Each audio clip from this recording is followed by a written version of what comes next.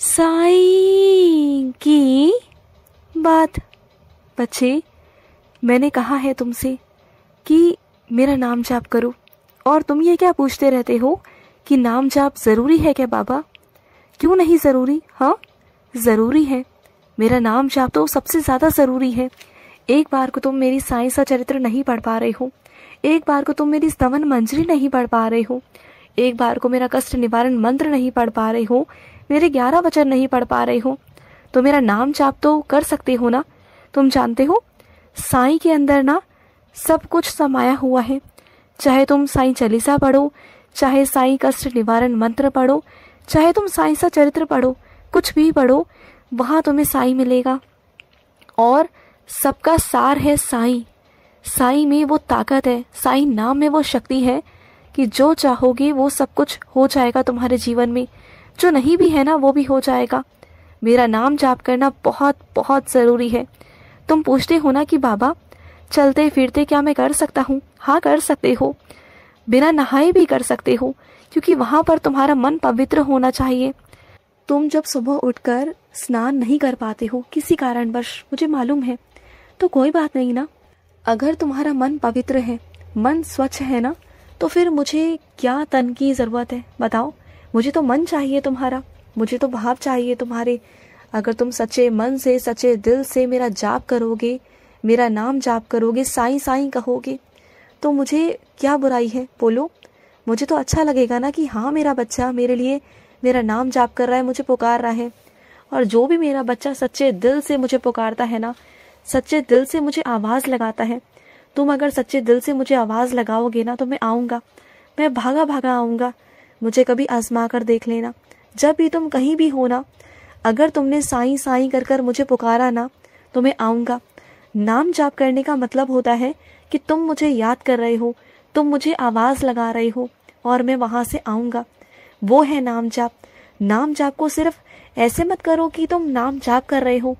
नाम जाप को ऐसे करो कि तुम अपने साईं को बुला रहे हो, और जब तुम मुझे बुलाओगे तो मुझे आना ही होगा, मुझे विवश होना ही होगा।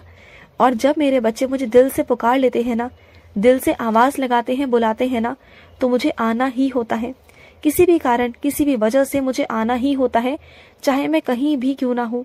क्योंकि मेरा बच्चा अगर मुझे आवाज़ लगाए तो मैं रुक नहीं सकता। मेरे पाँव रुकते नहीं, मेरे पाँव फिर मेरे बच्चे की तरफ भागते हैं, और मैं भागता हुआ अपने बच्चे के पास आता हूँ, चाहे मैं कहीं भी हूँ। जैसा एक बच्चे की रोने की आवाज़ सुनकर एक माँ भागती है ना, उसी तरीके से मैं भी हूँ। मैं भी तुम्हारी साईं माँ हूँ। मुझे अपनी माँ ही समझो।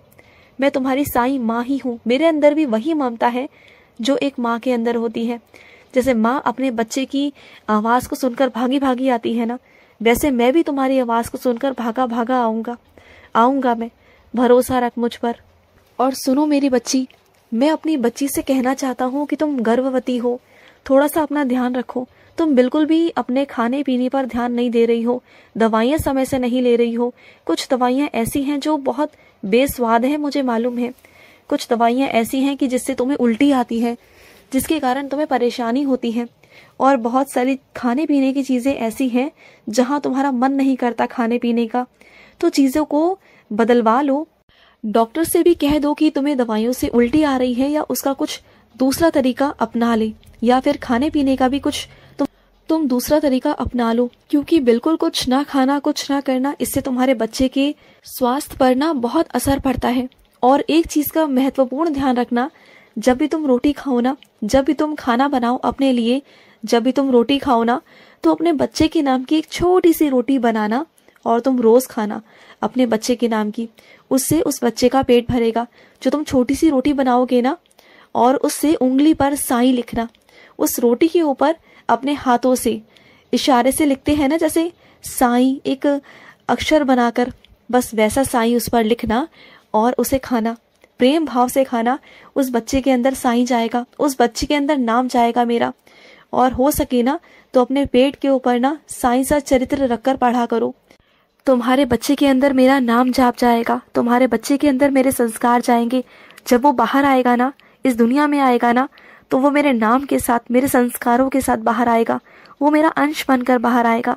और तुम देख लेना, वो इतना बुद्धिमानी होगा, इतना दिमाग से अच्छा होगा ना कि वो हर काम में ना बहुत आगे होगा, हर कार्य क्षेत्र में वो आगे होगा, सिर्फ एक दो काम में नहीं, वो हर काम में आगे से आगे निकलेगा। तुम देख लेना, तुम खुद कहोगे कि हाँ सच में ये एक चमत्कार है, सच में एक साईं का रूप है, वो आशीर्वाद है वो, तुम देख लेना। और मुझसे इतना जुड़ा हुआ होगा ना, ईश्वर से, परमात्मा से इतना जुड़ा हुआ होगा, इतने संस्कार होंगे ना उसके अंदर, देखना। और उसके कदम पड़ते ही तुम्हारे घर में ना बहुत सारी चीज़ों में बदलाव भी आ जाएगा, बहुत सारी चीज़ें बदल जाएंगी, लोगों की सोच बदल जाएगी, तुम्हारे घर में सकारात्मकता आ जाएगी। जो नकारात्मकता है ना वो घर से बाहर निकल जाएगी।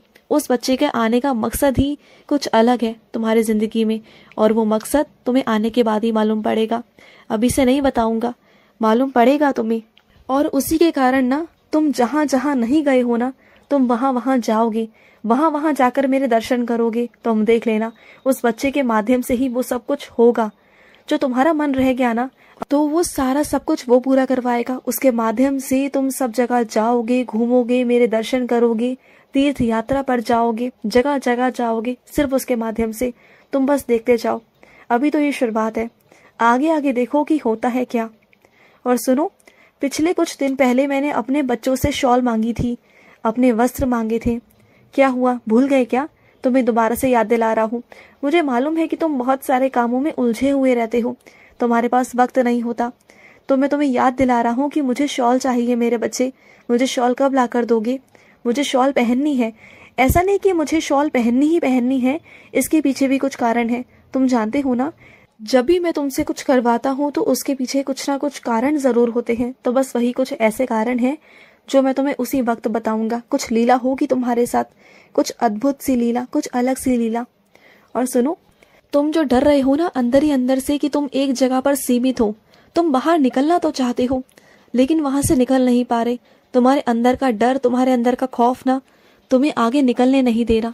लेकिन एक बात कहूंगा तुमसे, अगर एक बार तुमने कदम आगे बढ़ा लिया ना, तुम उस जगह से, उन चारों दीवारों से बाहर निकल गए ना, सिर्फ एक बार अपने उस डर पर तुमने जीत हासिल कर ली ना, तो तुम जीतते चले जाओगे, तुम आगे से आगे बढ़ते चले जाओगे, तुम्हें कोई रोक नहीं पाएगा। फिर तुम्हारे कदम पीछे नहीं आएंगे, तुम आगे से आगे बढ़ोगे। बस जो एक दीवार है ना, तुम्हें उसमें से बाहर एक कदम बढ़ाना है। वो दरवाजे के बाहर, वो दरवाज़ा तुम्हारा इंतज़ार कर रहा है कि तुम आगे बढ़ो। और तुम हो कि अपने आप को ना तुमने बांध कर खुद से रखा हुआ है बेड़ियों में।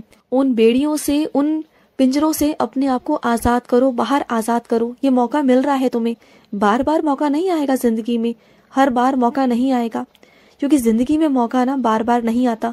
तुम्हें दिया है क्योंकि तुम मेरे बच्चे हो, क्योंकि मैं तुमसे प्रसन्न हूँ, मैं तुमसे बहुत खुश हूँ। इस वजह से तुम्हें ये मौका दिया है मैंने तुम्हें, ये मौका तुम्हारी ज़िंदगी में आया है।